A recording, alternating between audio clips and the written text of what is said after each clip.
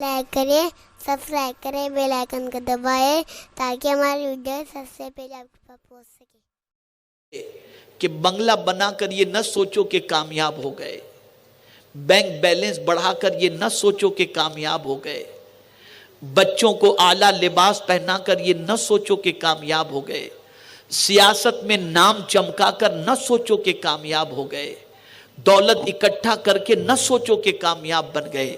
حقیقی معنوں میں کامیابی وہ ہے کہ جہنم سے اللہ بچا لے اور جنت میں داخل فرما دے۔ اور یہاں یہ یاد رکھیں، کوئی شخص خود سے چاہے جہنم سے بچنا نہیں بچ سکتا خدا جب تک کہ نہ بچائے، اور کوئی چاہے میں جنت میں چلا ہی جاؤں گا نہیں جا سکتا جب تک کہ خدا داخل نہ فرما دے۔ اس لیے قرآن نے کہا فمن زحزح عن النار، جو جہنم سے بچا لیا گیا، یعنی بچ گیا نہیں، بچا لیا گیا۔ کس نے بچا لیا؟ میرے کریم نے اپنے فضل سے بچا لیا۔ وَأُدْخِلَ الْجَنَّةَ، اور جنت میں داخل کر دیا گیا۔ کس نے داخل کیا؟ پالنہار حقیقی نے اپنے کرم سے داخل فرما دیا۔ تو قرآن کہتا ہے فقد فاز، بے شک وہ کامیابی ہے۔ تو یہ تصور ذہن کے اندر رکھو کہ کثرت مال، کثرت منال، کثرت اولاد، یہ کامیابی اصل میں ہے ہی نہیں، یہ ایک لمحاتی کامیابی ہے۔ اور قرآن نے کہا وَلَا تَنْسَ نَصِيبَكَ مِنَ الدُّنْيَا، دنیا سے اپنے حصے کا نہ بھولو۔ مفسرین فرماتے ہیں اس سے مراد کفن ہے کہ اے دنیا میں بسنے والے انسان، اگر تو نے بنگلہ بنا لیا، بینک بیلنس کر لیا، کپڑے بنا لیے، سب کچھ تو نے کر لیا، لیکن تو ایک چیز کو مت بھول کہ سب تو رکھ دے گا، کوئی چیز تیرے ساتھ نہیں آئے گی۔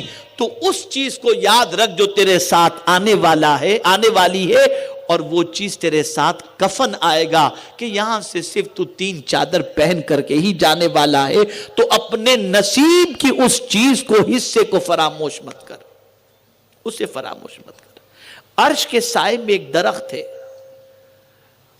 اس درخت کا ہر پتا ہر امت کے لیے، ہر آدمی کے لیے ہے۔ جب وہ پتا گرتا ہے نا تو یہ اسی وقت گرتا ہے جب اس بندے کی روح کے قبض کا فیصلہ مولا فرما دیتا ہے۔ اس لیے یاد رکھیں، اپنی موت کو نہ بھولیں، اپنی آخرت کو نہ بھولیں، اور یہ تصور ہمیشہ رکھیں کہ دولت مند ہو کر یا غریب ہو کر ناکام سمجھنا، اور دولت مند ہو کر کے یہ سمجھنا کہ ہم کامیاب ہیں، نہیں۔ مرنا برحق ہے، اس سے کوئی بچ نہیں سکتا۔ صحیح معنوں میں کامیاب وہ ہے جو جہنم سے بچا لیا گیا اور جنت میں داخل کر دیا گیا۔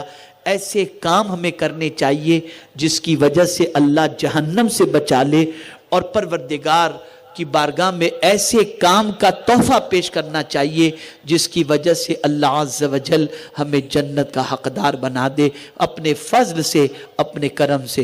اس کے لیے یاد رکھیں، موت کو یاد رکھنے کا آسان سا طریقہ یہ ہے کہ آقائے کریم رؤوف الرحیم علیہ التحیۃ والتسلیم نے اس کا نسخہ عطا فرمایا۔ سرکار صلی اللہ علیہ وسلم فرماتے ہیں کہ میت کو غسل دینے کے لیے جایا کرو، اس لیے کہ جب تم اس کے فانی جسم کو ہاتھ لگاؤ گے نا تو تمہیں موت یاد آئے گی اور گناہوں سے نفرت پیدا ہوگی۔ اور آقا کریم صلی اللہ علیہ وسلم نے فرمایا جنازے کو کاندھا دیا کرو کہ اس سے دل غمگین ہو جاتا ہے، اور جب کسی کا دل غمگین ہو تو عرش کے سائے میں اس دل کو جگہ عطا کر دی جاتی ہے، اور اس کے دل میں گناہوں سے نفرت پیدا ہوتی ہے۔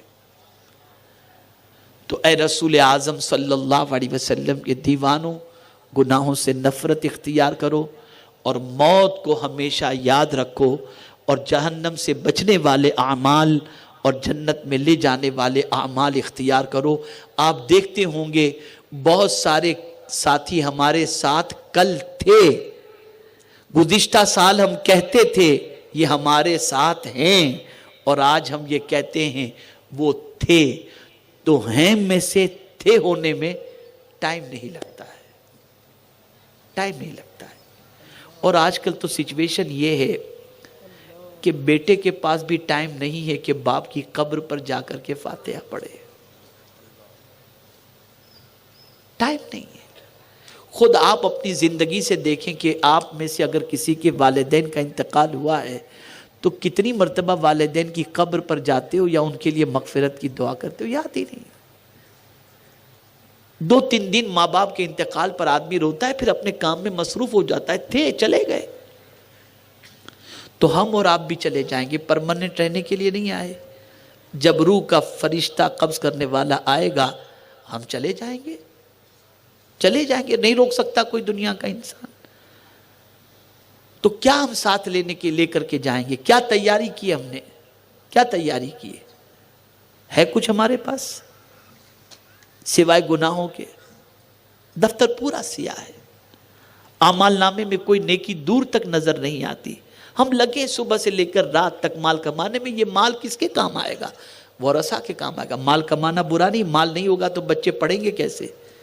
مال نہیں ہوگا تو کھائیں گے کیسے؟ مال نہیں ہوگا تو زکوٰۃ کیسے دیں گے؟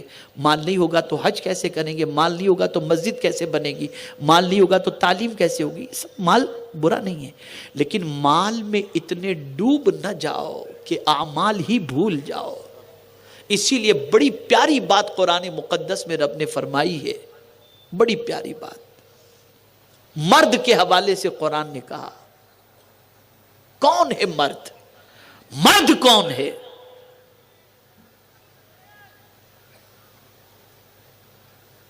تو یاد رکھیں قرآن مقدس نے مرد اس بندے کو فرمایا جسے خرید و فروخت اللہ کے ذکر سے نہیں روکتی.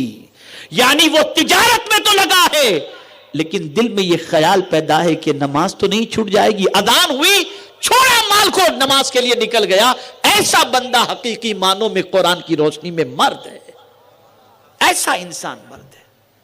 مال کے لیے نماز نہیں چھوڑ دیتا، نماز کے لیے مال چھوڑ دیتا ہے. یہ چیزوں کا خیال فرمائیں.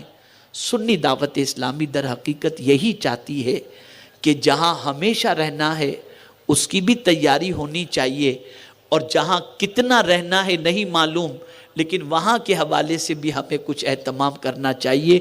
میرے پیارے آقا صلی اللہ تعالی علیہ وسلم کے پیارے دیوانوں، لیکن آج ایک تصور دل و دماغ میں لے کر کے اٹھو. اصل کامیابی وہ ہے جب ہمارا قدم جنت کے اندر اللہ اپنے فضل سے داخل فرما دے. اگر وہ اپنے فضل سے جنت عطا فرما دیا تو ہم کو سمجھ لینا چاہیے کہ ہم کامیاب ہو گئے. اور جب تک کہ قدم جنت میں نہیں پڑتا، اپنے آپ کو دنیا کی 1000 شہرت مل جائے، بلندی مل جائے، کامیابی مل جائے، آپ کامیابی نہ سمجھیں. یہ سب ٹیمپرری کامیابی ہے. حقیقی کامیابی یہ ہے کہ قدم اللہ جہنم سے بچا کر جنت میں داخل فرما دے. یہ قرآن کی روشنی میں کامیابی ہے. اللہ تعالیٰ اپنے فضل و کرم سے ہمیں اصل کامیابی سے ہمکنار فرمائے. اور ہمارے پاس تو کوئی نیکی ایسی نہیں جس پر بھروسہ کر کے ہم یہ کہیں کہ اللہ ہمیں جنت عطا فرمائے گا، لیکن ہمارا یقین اپنے کریم پر ضرور ہے کہ وہ اپنے فضل سے ضرور اپنے بندوں کو، اپنے پیارے حبیب کے غلاموں کو جنت عطا فرمائے گا. اللہ مجھے آپ کو سب کو توفیق نصیب فرمائے کہ ہم زندگی اس کی اطاعت میں گزاریں. دیکھیے ایک بات اور ذہن میں رکھیں، اپنے بچوں کی خواہش پوری کرنے کے لیے آدمی یعنی آج کا باپ حرام کمائی بھی کما لیتا ہے کہ بچے کے لیے بنگلہ بنا لوں، بچے کے لیے یہ کاروبار سیٹ کر دوں. جھوٹ بول کر، غیبت کر کے، پیسہ دبا کر، وعدہ خلافی کر کے سب کچھ کر لیتا ہے. یاد رکھو بیٹا قبر کے اندر کام نہیں آئے گا. اس کے لیے اپنی آخرت کو برباد نہ کرو، مت کرو اپنی آخرت کو برباد. اگر کوئی چیز کام آئے گی تو اللہ اور اس کے رسول کی فرما برداری کام آئے گی. اس لیے اس کی فرما برداری کریں، اس کے بتائے ہوئے طریقے پر زندگی گزاریں. انشاءاللہ دنیا بھی بہتر بن جائے گی اور آخرت بھی. میرا اپنا یہ جملہ آپ ذہن کے اندر محفوظ کر کے جائیں. ہم کل کی فکر کرتے ہیں لیکن پل کی خبر نہیں. ہمیں پل کی نہیں خبر، تو ہمیں ہر لمحہ اللہ کی یاد میں، اللہ کی فرما برداری میں گزارنے کا ارادہ کرنا چاہیے تاکہ اللہ اپنے فضل و کرم کی بارشیں نازل فرمائے۔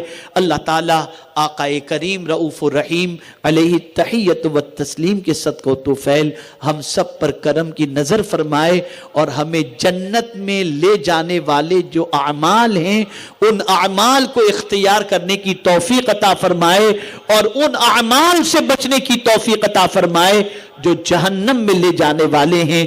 وما علینا الا البلاغ المبین۔ ہماری ویڈیو کو لائک شیئر ضرور کریے۔